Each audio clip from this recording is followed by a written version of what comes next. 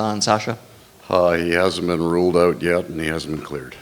In terms of additions, Aaron Ekblad cleared to return tomorrow. Just what are your expectations for him in his first game back, and do you expect him to just kind of slide back into the roles he had before? Yeah, he's a very unusual situation. Normally, a player that's out for 20 games has a significant injury, and that really affects their rehab. So I'd say that Aaron's probably in the best shape of his life right now. We'll put him right back with his partner, and we'll put him right back in all the situations. It's about getting him up to speed as fast as we can. But there's going to be about a 10-minute kind of adjustment to playoff hockey because it's just different. So he'll make that adjustment the way he goes. Paul, what was your reaction to the hit in real time? And I'm sure you've seen it a few times since. What? I got nothing for you. I'm staying out of that. It happens. The referees make their decision. The league makes the decision, and we drop the puck. So I wear a suit to the game, and I don't have to answer for anything I say. So would you expect? I mean, it's game 3 of this series. It's going to be, it's going to be ramped up anyway.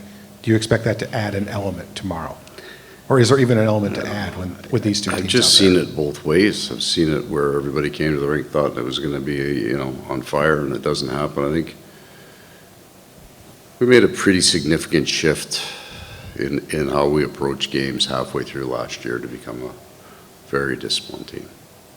And we can't lose that. At the same time, we play as hard as we possibly can, and we have a style of play that we want to adhere to. We don't want to adjust that because of the environment or things that change around us. But we learned and eventually had success because we became a very disciplined team.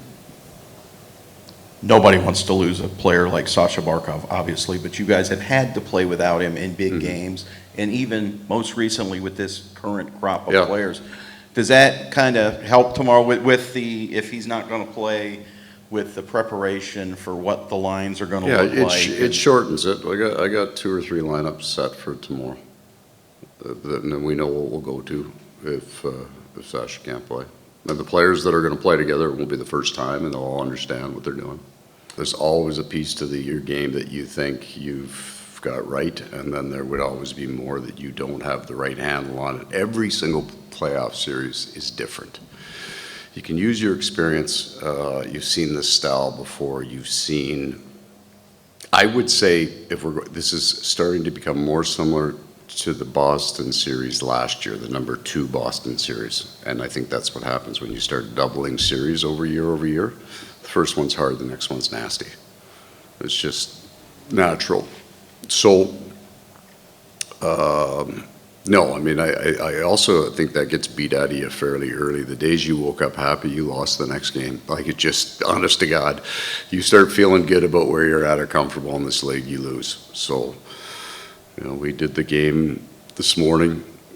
Spent a lot of time talking about the things we like, the things that we've got to get better at, and that's what we presented this morning.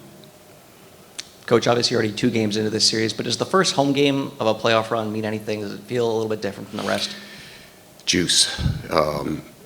The energy that you get from the home crowd, it's really important. We're a good road team in the playoffs, and that for me is just the connection in the room. You get out on the bench, and the building is loud for the other team. The only thing you've got is those guys on the bench and how connected they are, how much they talk to each other when things get greasy on the ice. Are they cheering for them? Are they engaged with each other? That's how you survive the road. And then at home, you crack a bar and the crowd goes nuts. You feel better about yourself, right? Like you get something close to the net, you get that juice and the energy, and you need it. You need it because you can't run on the road for the entire run. You got to get that home crowd. We have our last playoff memory at home is pretty good here, so it should be a good building tomorrow for sure. It's all part of the great story.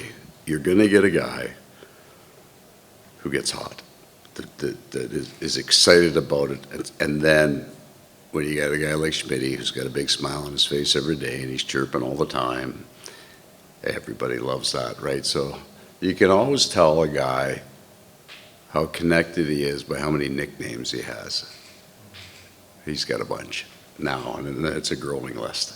So I'm happy for him. Like, what we thought when we brought Nate in, just we had a little bit of experience, but it's also watching him play. He had a certain joy in his game, right? He was up the ice. He was dynamic as a young player. And you'll hope he can get back to that. And I think, in conversations this summer, that's what he was trying to do. He wanted to come back and get his game back and get feeling good about his game and the love of the game. And I understand that. And I think and in 2025, he got there. Like, he's been a pretty darn good player for us. Not just he scored a few goals, but he's been, when Aaron went down, we got into January, we had 3 defensemen, I think, playing with broken bones in their hand. And we weren't moving the puck very well at that point. But his game took off. Like, he rallied around that idea.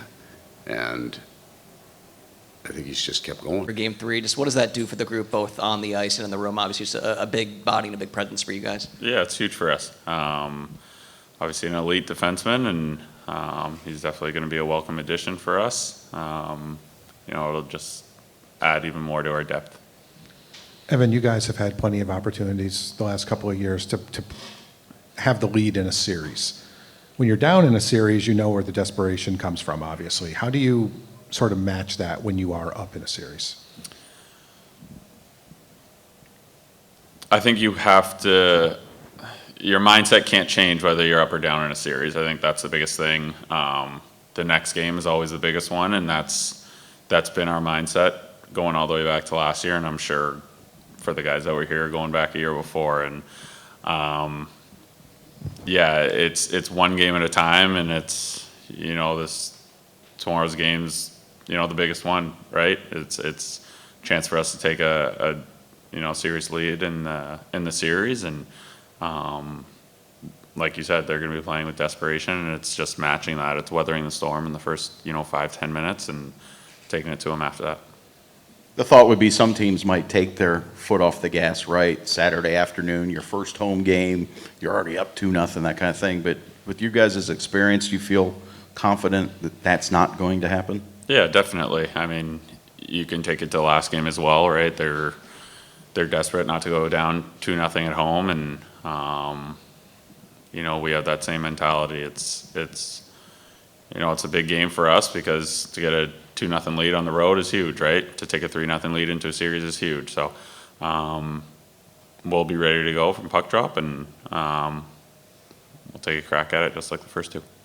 Evan, the 2 questions. First, a couple games now for you on the line with Jesper and Niko. Just your thoughts on how the 3 of you work together and what you like about that line? Yeah, a lot of speed and a lot of tenacity. I think when we're in on the forecheck, that's when we're most effective. I think we've been very smart and very responsible, and not giving whoever we play against many opportunities. And it's playoff hockey, right? It's simple. It's getting pucks out and getting pucks in, and trying to wear the other team down. And I thought we done a pretty good job of that. And just wanted to get your reaction on the hit that Barkov took last night. Just how tough is it to see him go down like that, and just what you saw when it was unfolding? Yeah, you never want to see your captain go down, right? But he's a strong guy, and then you gotta, it's a playoffs. Those things are going to happen, and he'll bounce back. We'll bounce back as a team, and we'll get back at it tomorrow. 2 ones for you as well. Building off of that last answer, what are you expecting from the intensity of this rivalry tomorrow? As we saw that game progress, it really seemed to intensify overall.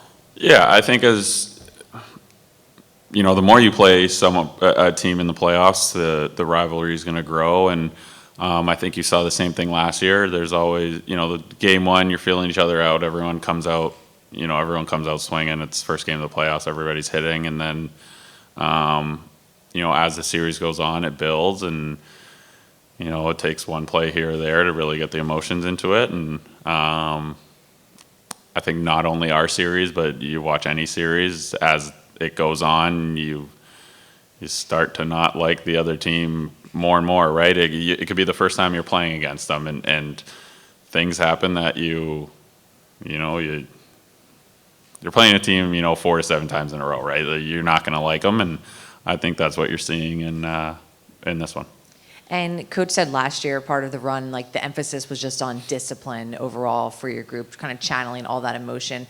What do you think's kind of been the biggest change from this year's start of the playoffs and the mindset you guys have had so far? Not much, to be honest. I don't think we've done anything stupid per se.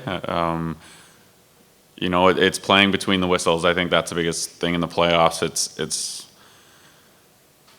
It's playing hard from whistle to whistle, right? And you finish your checks, and the scrums are going to happen, but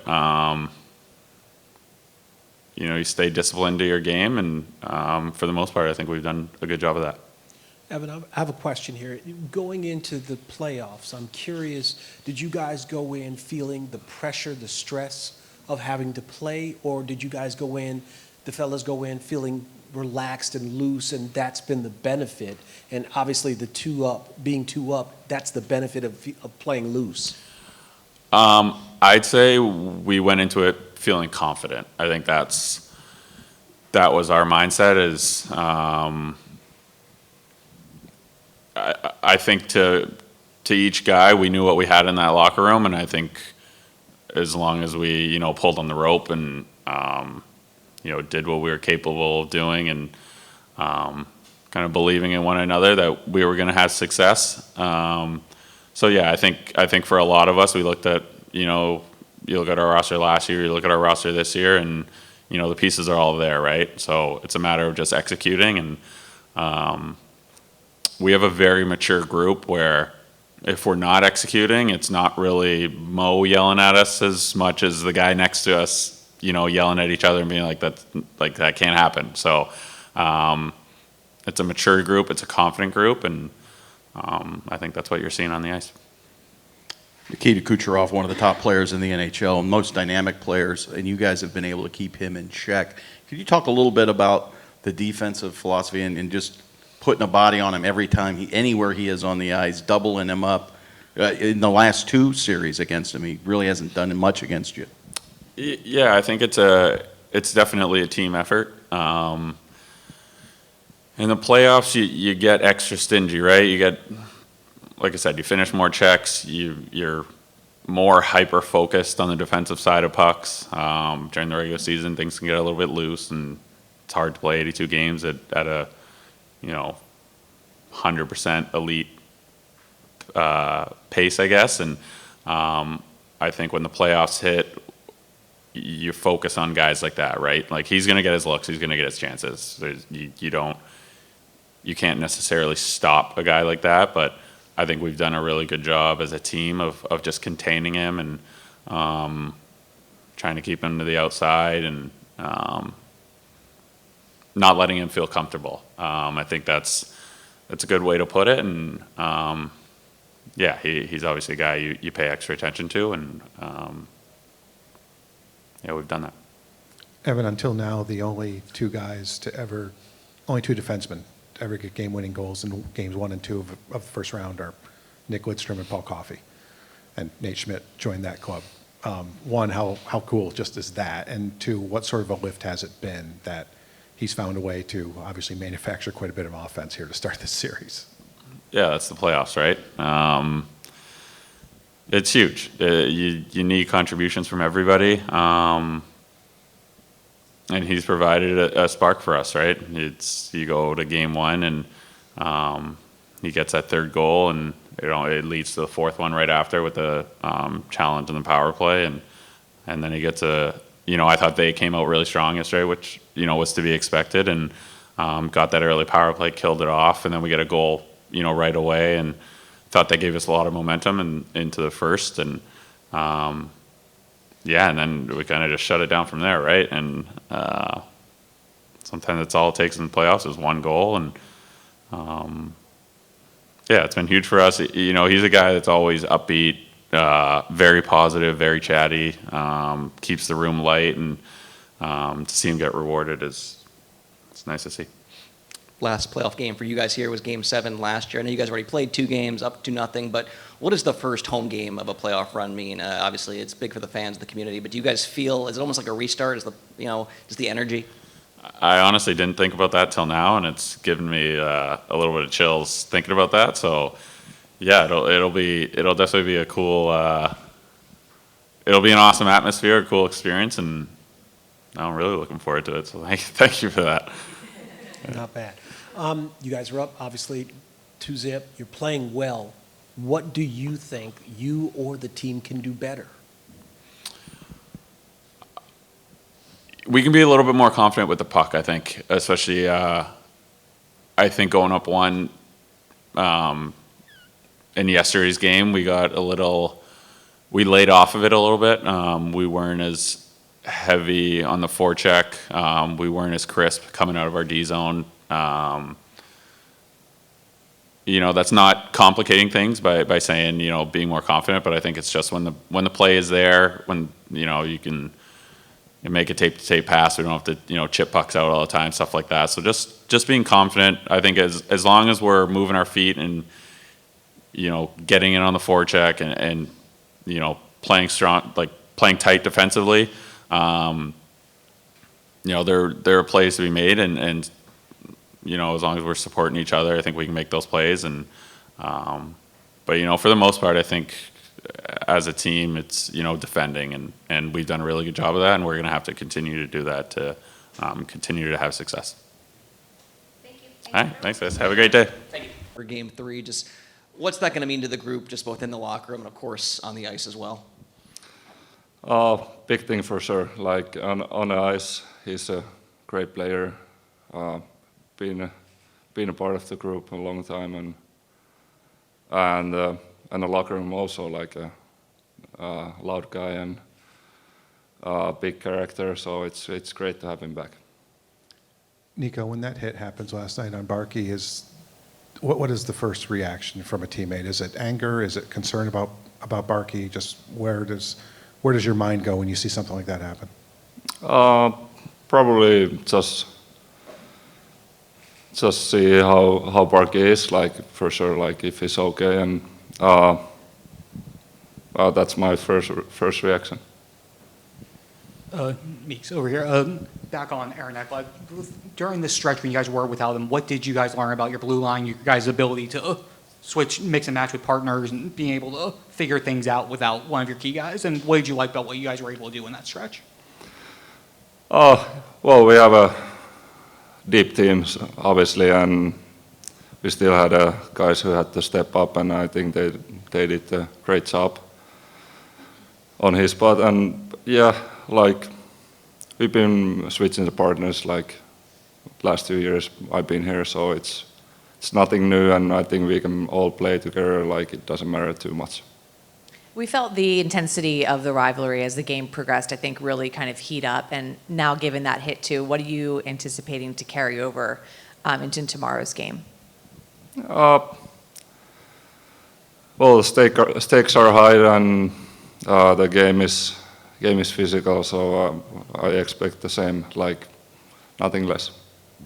You touched on it a little bit, Niko, but you obviously are familiar with this opponent. Defending against them, what have been the biggest keys? What were the biggest keys coming into the series, and how do you feel like you've done against their elite offensive players? Yeah, obviously we know they scored a lot of goals in the regular season, and they're good with the rush, and we need to focus on that. And I think we've been doing pretty good job so far. And just we need all 5 guys defensing all the way, like starting from the forecheck, and I think that's been pretty good. So I just kept that going. Nikita Kucherov, obviously one of the top players in the NHL, but he hasn't really done anything against you guys the past 2 postseasons. How much has the focus been on him? It seems like every time he's on the ice, you guys have, are hitting him, just banging him around, keeping the puck away from him. How big has that focus been to slowing him down, to not being a factor? Yeah, you need to know when he's on the ice. He's a great player, and he can do the damage, and we need to be tight on him, and we've been doing that. And obviously when you have a chance to hit him, you hit him.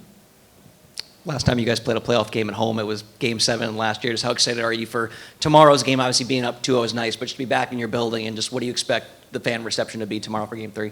Oh, I can't wait. Like, it's great to be back in front of our fans, and I bet they've been waiting for the playoff games too. So it's gonna be amazing. All right, thanks, Nick. Thank you.